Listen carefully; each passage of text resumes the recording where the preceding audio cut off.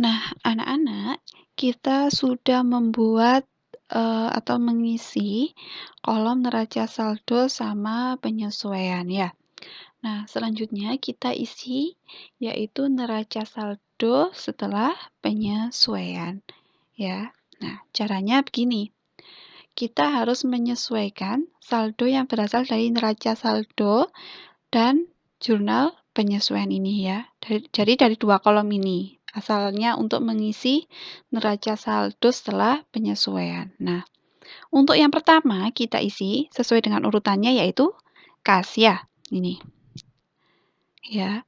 Nah, pada akun kas ini ya, saldo yang terisi itu berasal dari neraca saldo ya. Karena di kolom penyesuaian ini kosong ya. Jadi neraca saldo setelah penyesuaian ini cara mengisinya yaitu berasal dari neraca saldo ini. Nah, kemudian untuk akun piutang ya ini sama ya. Saldo untuk mengisi neraca saldo penyesuaian ini berasal dari neraca saldo juga. Soalnya di kolom penyesuaiannya kosong. Nah, letaknya pun sama. Karena ini debit, berarti jangan lupa taruhnya kalau di neraca saldo setelah penyesuaian juga di debit.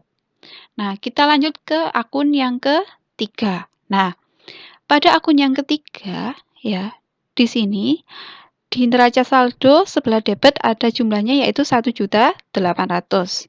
Kemudian di kolom penyesuaian di sebelah kredit ada 150.000. Nah, kalau letaknya ini beda atau sisinya beda yaitu di debit sama kredit, ini harus kita kurangi ya. Nah, setelah kita kurangi, kita letakkan di sisi di mana jumlahnya itu yang paling besar. Nah, jadi kan antara debit sama kredit ini yang paling besar kan ini 1.800.000 ya. Berarti kita langsung letakkan di debit ini ya nanti hasilnya. Jadi 1.800.000 ini ya kita kurangi sama yang ada di kredit ini 150. Nah, ini hasilnya ya. Hasilnya ditaruh di debit karena jumlah debitnya yang paling besar. Sekarang kita lanjut ke akun selanjutnya yaitu perlengkapan salon. Ini sama ya. Karena letaknya beda harus kita kurangi dan kita letakkan ke jumlah yang paling besar, debit ya. Untuk yang ketiga selanjutnya ini sama.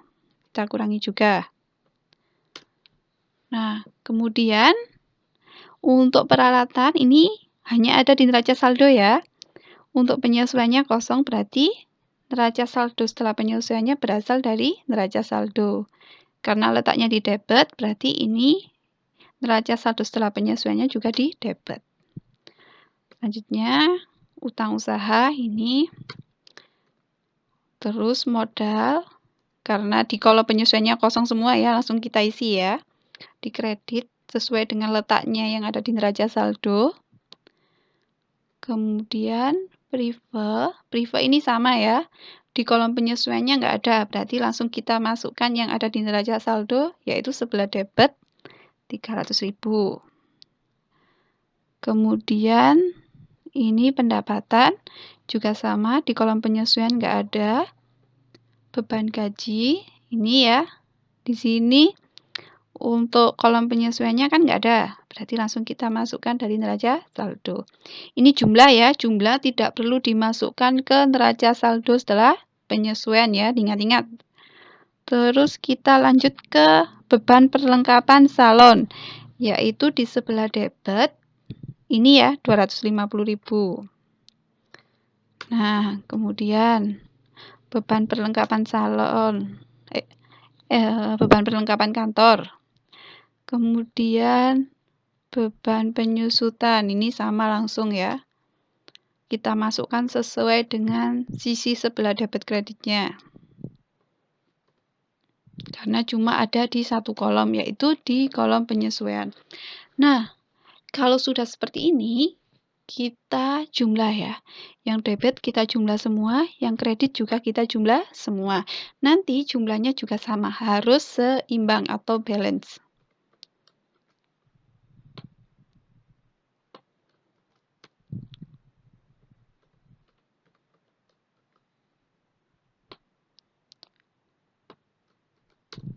Nah, hasilnya sudah balance ya. Nah, itu cara mengisi neraca saldo setelah penyesuaian. Jadi kita jumlahkan ya, atau kita kurangi kalau misalnya letak debit kreditnya itu berbeda ya. Nah, tapi nanti kalau seandainya kalian menemukan ya, misalnya di sini neraca saldonya di debit, kemudian penyesuaiannya juga di debit ya. Kalau letak dari keduanya itu sama-sama di debit, berarti nanti di neraca saldo setelah penyesuaian itu merupakan jumlah dari keduanya ini. Jadi kalau di sini debit berarti ditambah ya. Sama juga dengan di sini. Misalnya yang sini kredit, yang diketahui ya, misalnya di neraca saldonya kredit. Kemudian di jurnal penyesuaiannya atau di kolom penyesuaiannya juga kredit. Nah, kalau sama antara kredit dengan kredit, berarti juga dijumlah, kemudian letakkan di neraca saldo setelah penyesuaiannya di kredit ya. Diingat-ingat. Kalau sama letaknya berarti ditambah, kemudian taruh sesuai dengan sisinya. Tapi kalau berbeda berarti kalian harus mengurangi, kemudian kalian letakkan di sisi di mana jumlahnya itu yang paling besar, gitu ya. Nah, anak-anak, kita sudah mengisi neraca saldo setelah penyesuaian ya. Nah, sekarang kita lanjut ke kolom selanjutnya, yaitu laba rugi. Nah, di kolom laba rugi ini nanti kita akan mengetahui bahwa perusahaan itu mengalami laba atau rugi ya. Nah, caranya untuk mengisi kolom laba rugi ini ya, kita masukkan ya angka yang ada di neraca saldo setelah penyesuaian ini ya, tapi tidak semua akun kita masukkan ke kolom laba rugi ya. Jadi di kolom laba rugi ini yang kita masukkan itu adalah akun-akun nominal ya. Akun nominal itu kalau kalian masih ingat ya, jadi kalau akun nominal itu terdiri dari pendapatan sama beban. Ini untuk perusahaan jasa ya. Nah, jadi yang kita masukkan ke kolom laba rugi ini yaitu ini. Mulai dari akun yang nomor akunnya terdiri dari 4, yang berawal dari 4 dan 5 ya. Jadi pendapatan salon, beban gaji, kemudian beban perlengkapan, salon kantor, beban penyusutan, beban sewa ya. Itu yang kita masukkan ke kolom laba rugi ya. Langsung saja ya. Nah, yang pertama kita lihat di sini pendapatan ya. Nah, ini ya. Pendapatan itu 2.350.000 sebelah kredit. Kita masukkan ke kolom laba rugi sebelah kredit, yaitu 2.350.000. Nah, kemudian pendapatan sudah, selanjutnya di bawahnya ada beban gaji ya. Beban gaji itu di neraca saldo setelah penyesuaian itu 250.000 sebelah debit ya. Kita masukkan ke kolom laba rugi sebelah debit. Ya. Kita lanjutkan ke ini. Beban perlengkapan salon 250 di debit. Nah, kemudian kita masukkan selanjutnya di sini ada beban perlengkapan kantor 100.000 sebelah debit ya. Nah, selanjutnya di bawahnya ada beban penyusutan peralatan, ini sebelah debit 50.000.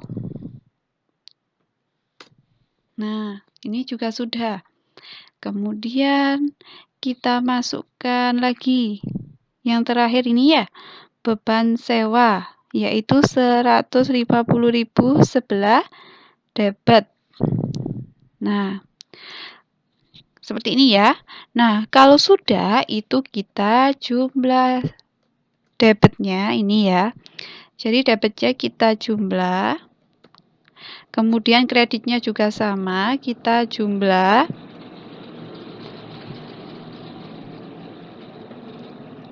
Nah, lihatlah di sini jumlah antara debit sama kredit itu tidak imbang ya, lebih besar yang kredit ya. Jadi harus kita kurangi ya. Nah, letakkan di jumlah yang paling kecil di bawahnya. Caranya kita kurangi yang besar ini jumlah kredit, karena jumlah kredit yang paling besar, kita kurangi dengan jumlah yang di debit. Nah, kemudian kita jumlah yang tadi awal dengan hasil pengurangan. Nah, ini kita turunkan. Nah, hasilnya sudah seimbang, gitu ya. Jadi, untuk mengisi kolom laba rugi, itu kita masukkan akun nominal, yaitu pendapatan sama beban-beban ya.